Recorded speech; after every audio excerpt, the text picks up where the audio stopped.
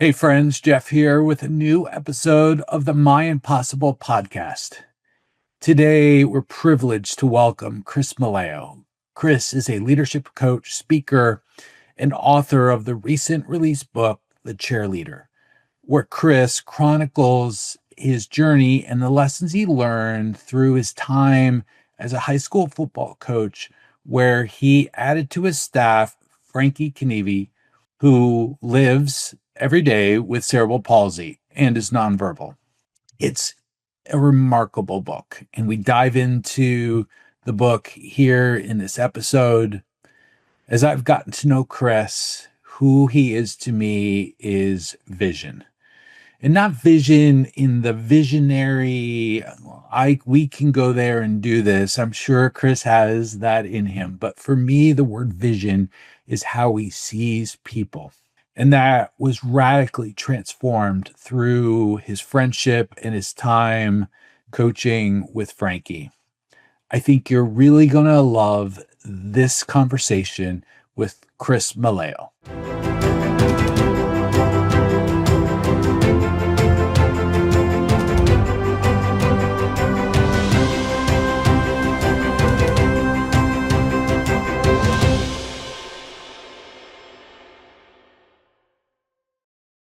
Chris Malleo, welcome to the show. Really excited to have you this morning. Thanks, Jeff. I appreciate you having me on. I shared a little bit in the intro about how we connected. I love the power of, well, two things, F3 and then LinkedIn that connected us. So and just our walk, our writing, our work in the world. I just love the connection that we've already had. Yeah, it's actually I was saying this to my wife earlier. Like I feel like I've known you my whole life, and I've known you for 2 weeks. And so it's been great. Like what an awesome opportunity to have fellowship and friendship with somebody, and that's the power, like you said, of the world we live in, of F3, of the community that we get to engage with. And so it's been awesome. I mean, you're helping me and Frankie so much with our mission and our vision, and fortunately, we want to be able to help you and support you, and I think we will be able to do those things together, and just make improvements in not only our lives but the lives of so many people that we're going to be able to touch. Yeah, absolutely. So with that, Chris, what is your impossible? Mm. Oh, such a great question, right? It's hard to, like, I think, pinpoint, Jeff, like one thing that is my impossible, and I'm sure you've experienced that as well, right? And so in a lot of ways, it's probably easier to say that there's one thing. But my impossible truly is, I think, like one of my biggest insecurities. And it might seem silly to some people because it's like, well, that doesn't seem impossible, but it is to me. Is just I really, really struggle with imposter syndrome. And I don't feel qualified sometimes to be in the rooms that I'm in or the stages that I'm on or to be able to write a book or these platforms. It just, I'm like, man, this is incredible. And I had the good fortune of speaking to our F3 contingent down here in Ponte Vedra Beach.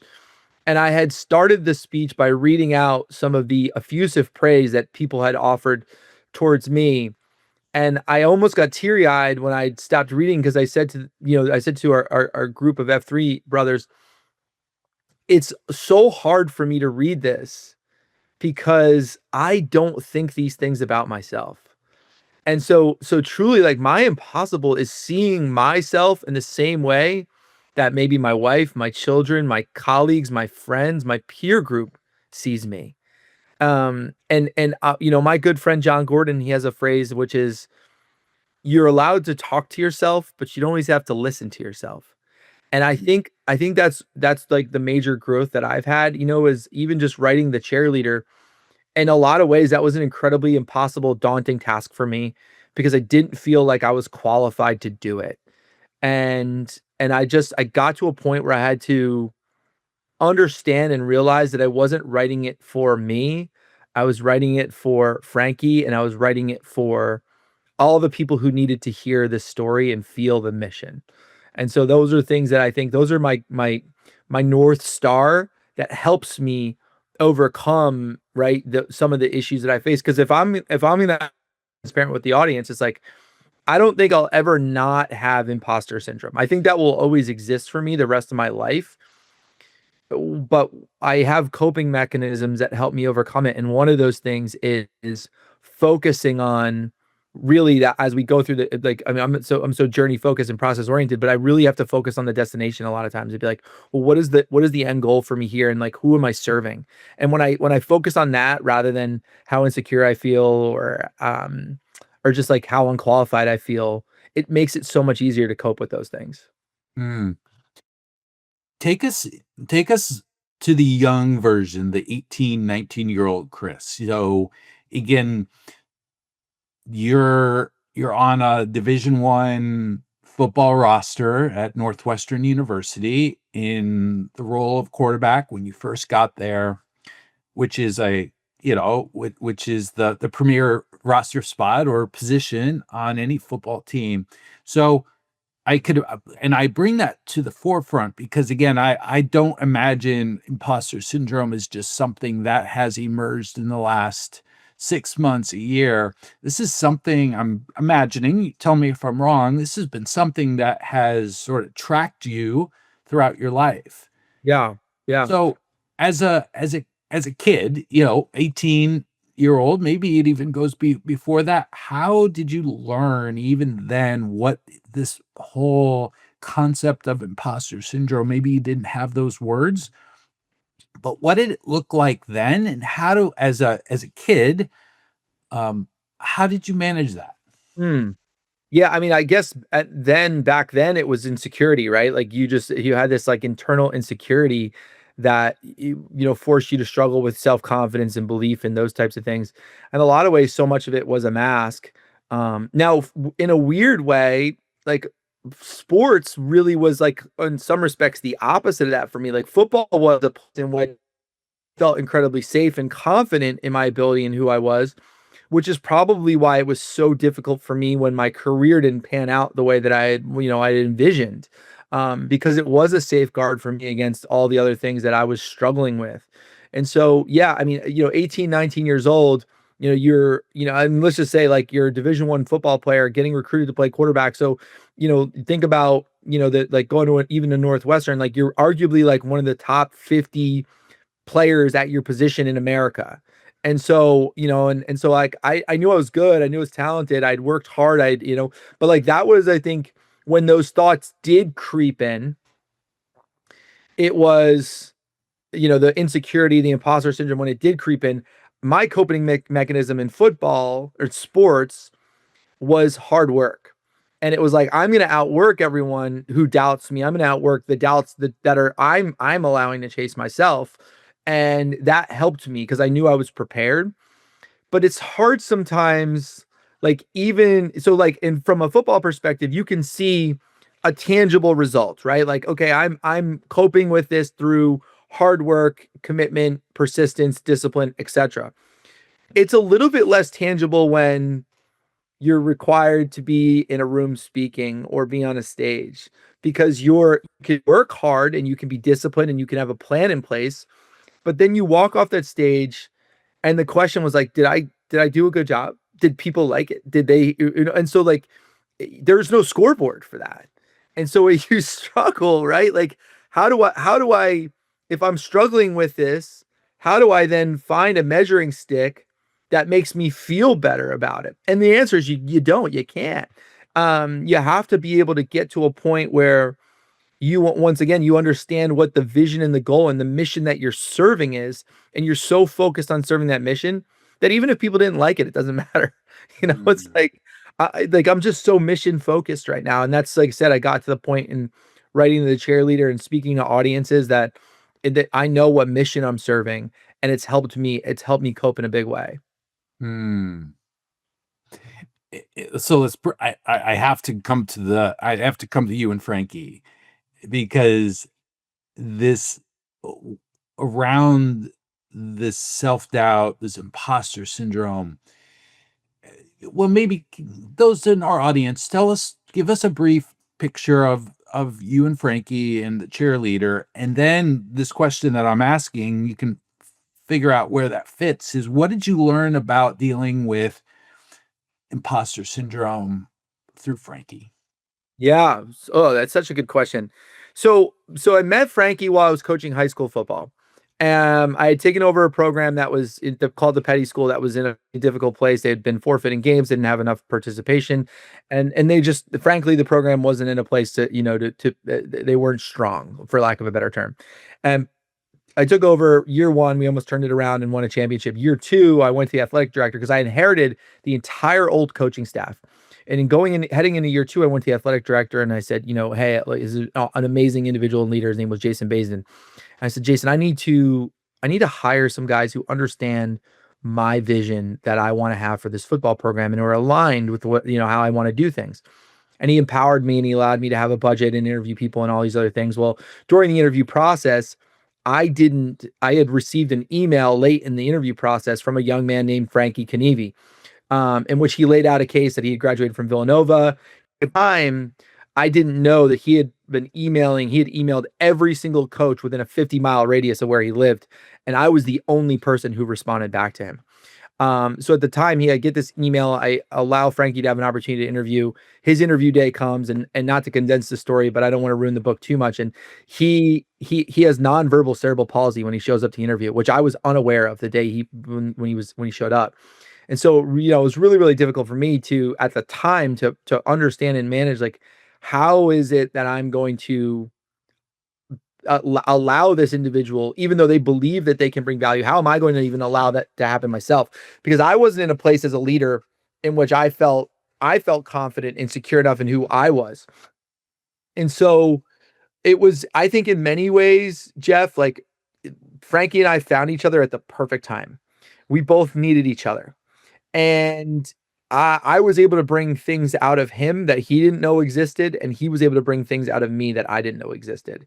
And I think he had some insecurities. I mean, his whole life people doubted him, and there's so much of him that there's a judgment of perception that occurs when you're in a wheelchair, you're nonverbal, you drool, your hands are spasmed, like, you experience it, right? Like, it just, people see a chair, they see you, and they don't see you, they see the chair, right? And so I was able to start to see Frankie, and I originally had some limiting beliefs around what I assumed he could do, and he shattered all of them. I had to major paradigm shift and what I believed was capable of, and now to this day, what I believe anyone is capable of.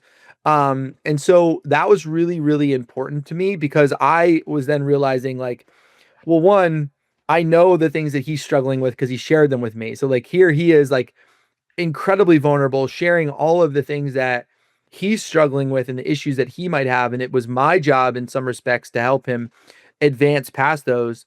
And then the insecurities that I had as a leader and a coach, I had to overcome those to be willing to stand tall and not have to explain myself that I had hired a young man with nonverbal cerebral palsy to coach football.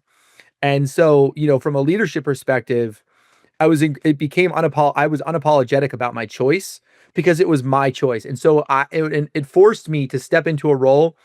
And although I was insecure as a leader and all some of these other areas, I decided to live and die by my choices. And I decided to own them. And so Frankie was the start of that shift for me. It's like, I'm hiring him. This is my decision.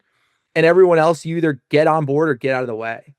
And so from then on, what ended up happening was we started stacking decisions and choices like that. And I saw my leadership grow. And in turn, I saw Frankie, his leadership and how we empowered him and his personality and all those things grow at the same time, because we just made a very intentional choice about how we were going to operate. You didn't say these words, but what I'm hearing in such a big way is you learned how to be comfortable in your own skin. Whether it be how you showed up, a decision that you made, that part of this process was you getting really comfortable in your own skin. And I love the phrase you just said, get on board or get out of the way. Yep. And I'm sure you did that with love and graciousness to the individual who needed to get out of the way. Sure. But there just felt power. Sometimes gets a bad rap, but it just felt powerful for both you and Frankie just to show up in these newly expressed ways? Did it feel, again, I'm using the word power, but did it feel empowering to be able to be comfortable in your own skin? Absolutely. Yeah, I mean, I think maybe one of the most empowering things you can do is feel comfortable in your own skin, because then you can feel comfortable in the decisions that you make, the opinions that you have, the beliefs that you have. It becomes, now it becomes the most authentic version of you, right? And so often I think when we're not comfortable in our own skin, is there's maybe a tainted version of who we authentically are, because we're pleasing someone else's idea of who we wanna be or should be.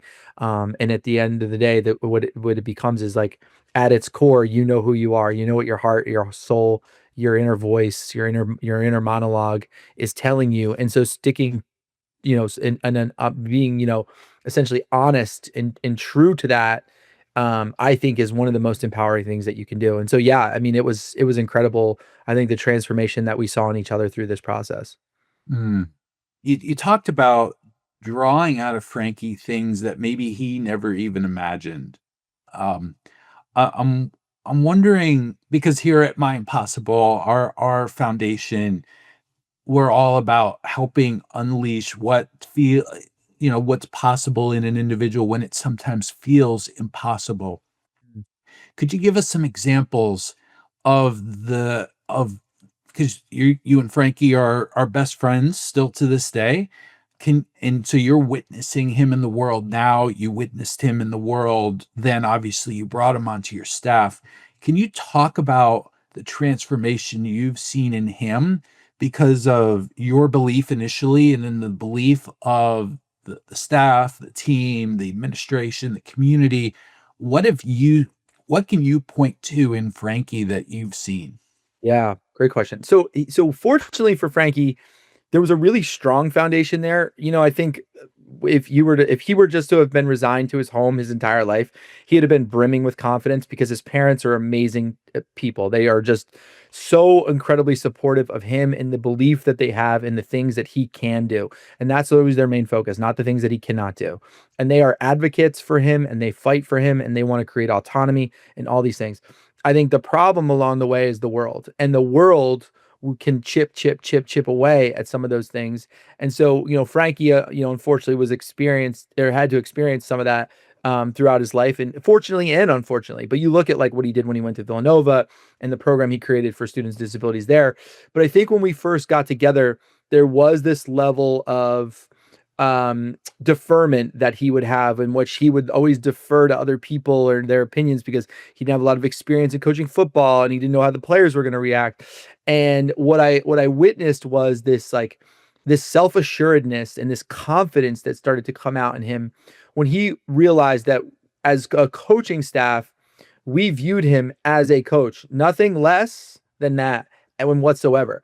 And I explained this to him early on, like, we are not hiring you as some form of charity. And I think one of the things that helped bridge that gap for Frankie was, and he talks about this briefly in the book, working for me and with me was one of the best things and one of the most difficult things he's ever had to do, because my standard for him remained the same as it did for everyone else. And I think so often people were just excited by the fact that he was in the room, and I was like, "Hey, you have a job to do, and we're going to hold you to the standard to do that job to the best of your ability." Mm. And so it challenged him. The first scouting report he ever sent me, I handed it right back to him, and I was like, "This is not good enough. Do it again." And I challenged him. I said, "Look, if Nick Saban at the University of Alabama asked you for a scouting report, I'd hope you wouldn't hand this to him." And I remember him nodding his head, looking at me, and, like, from then on, kind of the standard was set, and the quality of the work that he was submitting was set. And even to this day, like, when we're preparing for a talk or a presentation or a workshop, it's the same thing. Like, we both have such incredibly high standards in how we want to do things, that I think it really we help elevate each other. And so I noticed that in him through our football program, was like, he realized what an integral part he was in the day to day like operational side of what we did, but even more than that, the relationship capital that he was gaining with the staff and the players and everyone on campus. And I think it started to grow confidence with him internally. And so things like speaking to the entire school, which he does in the book, like I don't think he would have done that the first year he was with us, but his confidence grew, his belief in himself grew, his comfortability in the school and who he was grew. And so those types of things have been incredible. I mean, he just recently wrote a screenplay that he presented in New York City, which has been like getting huge reviews right now. And so he's so creative. That's the fun thing about Frankie is like there's this awesome fun, like this dual sides to him. Is he's a sports maniac, loves sports, and is awesome at coach and understands sports and the dynamics of leadership in sports. But then is also really a beautiful writer and creator, and just he is very, very unique in his talents and skill sets. And so he's out there now. He's willing to put himself out there without concern about criticism.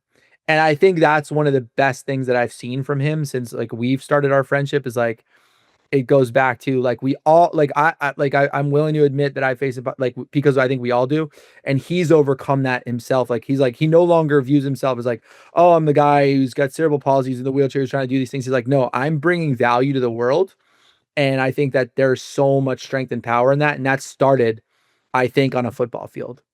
Mm.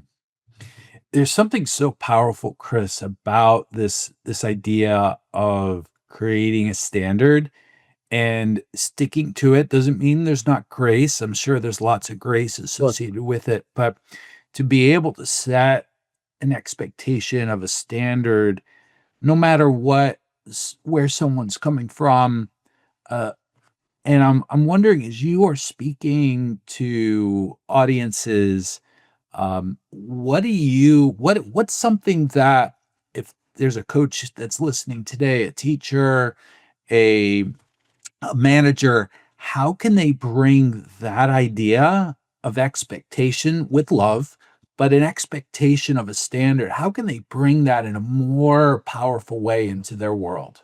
Hmm. I mean, I really think that on the reason that organizations and leaders rise and fall is based on their standards. And so much of, what you're seeing with people, whether it's success or lack of success, should be tied to what they're willing to tolerate. It just is. I've seen it over and over and over again. And so that for us, it was both as an organization, what were we willing to tolerate, and then as individuals, right? And so and then in many respects they go hand in hand. And so for us, like we weren't willing to tolerate really like anything less than individual best. And so that was actually a part of our program. That was a mantra that we had, we actually had borrowed it, which was from Clemson University and Dabo Sweeney, which is best is the standard. So we would say that all the time. Best is the standard. Like if you wanted to know what our standard was, it was your very best at that given moment, or whatever the direction that we were asking you to go. We were asking you to just give your best. And there are varying levels to that because there are varying levels of ability and capability and talents and all these other things. And so we weren't asking people to be anything that they weren't, right? Like if I wasn't asking Frankie to swim from one end of the pool to the other, but with the jobs and roles I did give him, I fully expected his best, and he did it of me as well. And so like there's this like really cool like reciprocity that occurs when an organization starts to get to a level where your standards are raised, and it's like, and not just on the managerial or leadership side, like the employees set an expectation for you as well, or the players set an expectation for you as well, and you have to meet or exceed those expectations, because otherwise, like, how can you demand it from others? And I think that that's really, really important organizationally. Is always going to be tied back to standards and what you're willing to tolerate. Mm. Yeah, and I want to bring in the question of grace into that mix, because as you said, you're not asking people to do necessarily the impossible. You're just asking them to be and to do their best. How did you with Frankie, how did grace, love, whatever term you want to apply here, how did that fit both with Frankie, but also the culture that you created how does that fit? Because I find leaders, as I work with them, they find it challenging to get to that balance point between rigorous standard, be the best, and grace, love. Talk to me about what did that look like in your world? Yeah, I mean, so much of our focus was surrounding process and effort, and I think process and effort are tied to standards. We weren't I think a lot of times people forget about grace when they're focused on outcomes and results. And so if you're focused on process, then everything is tied to, and we talk about, effort and standards. Did this individual do their power to the best of their ability to help achieve the goal, the mission, the vision? If the answer is yes, regardless of the outcome, then what do you have to be upset about? So we didn't win every game. Like every play wasn't a touchdown, every play wasn't a first down, but we were less outcome and more focused on process and standards. And so if we knew our team did their very best on an individual basis and then collectively on that particular play in that particular moment, sure, we can coach people up on ways in which they can improve. But like there wasn't there like I think it came from a place of like love. And so yeah, when you go back to grace, I think almost everyone deserves grace to a certain extent, but like but when giving grace to people in an organizational sense, it shouldn't come from a place of like, oh well, like you almost like don't expect them to be able to achieve their goal. It's grace comes from knowing that everyone pulled and the outcome just didn't quite go your way. And so to be okay with that, that's grace. But you don't have to change your standards or lower your standards or expectations for people. You just have to do it in a way that they understand that you love and care about them and not just the mission and vision. Mm, Because there's a saying, Jeff, people don't care how much you know until they know how much you care. mm, And it's so true. Like on a managerial side, on an organizational side, leadership, coaching, whatever it is, the best organizations I've been around and been a part of, and then I go back and like let's just in a juxtaposition, essentially like the quote unquote worst, the worst leaders I've ever been around were so focused on the outcome that they forgot about the individuals that were a part of the team that were driving the process. The best I've ever been around were so driven on individual development, process development, that the outcome was a secondary focus for them. And it was amazing because outcomes then and that was who we were as a football team. We never talked about winning. We never ever talked about winning. You would never hear us say, this is what we're going to do to win this football game. We would say things like, these are the keys to the game. This is what you need to do on an individual basis to give yourself an opportunity to have success. And at the end of 48 minutes or whatever it takes, we'd say 48 minutes or whatever it takes, because sometimes we'd go to overtime. We hope that we're going to be on the other side of that. But if we just do the things that we're asked to do to the best of our ability, then we're going to be able to walk off that field with our heads high. And it was amazing. Everyone would come to me in the off season and ask like, how did you turn this football program around so quickly? And I would always tell them every year, I'd say, you're going to be really bored when you come here to clinic with us because we're not doing anything sexy. Like we have incredible standards. We never talk about winning. We focus on the process and we have amazing attention to detail and discipline. Like that's it. Like there's no secret sauce. Like anyone can do what we're doing. We're just doing it at the highest level, and we're holding ourselves accountable along the way. So we've referred and we've talking about the Cheerleader. It's been out now for about 2 weeks. Actually, no, about a week. Just a week. November 6th, I think, was the release date. We're recording here on November 11th. So just about a week ago. What are you already hearing from people who are reading the book? And yeah, what are you hearing as far as what's so meaningful, what's been meaningful to them as they've read this? Aside from being, I'm sure many have been fans of you and Frankie, but as they read the content and the lessons, what are you hearing in these early days that the impact of the book has been on them? The only disability is really a bad attitude. And that's something that I learned from Frankie, and that could have just as easily been lesson 1 as it was, lesson 6. And it was something that I think I really took to heart because every day, Jeff, like a lot of most people, if they have a circumstance that's really difficult, most people have the ability and privilege of being able to take proactive steps to be able to improve said circumstance. Well, and you will understand this. This will resonate with you, I think, on a very deep level. Uh, Frankie was born with cerebral palsy. It was a freak accident. The umbilical cord was wrapped around his neck. Never should have happened. Here he is. This is how he gets to live every single day. When Frankie wakes up each day, he has CP, and when Frankie goes to bed each day, he has CP. So there is no changing that circumstance. The thing he does have control over every single day, every single second, every single moment is his attitude and enthusiasm towards life.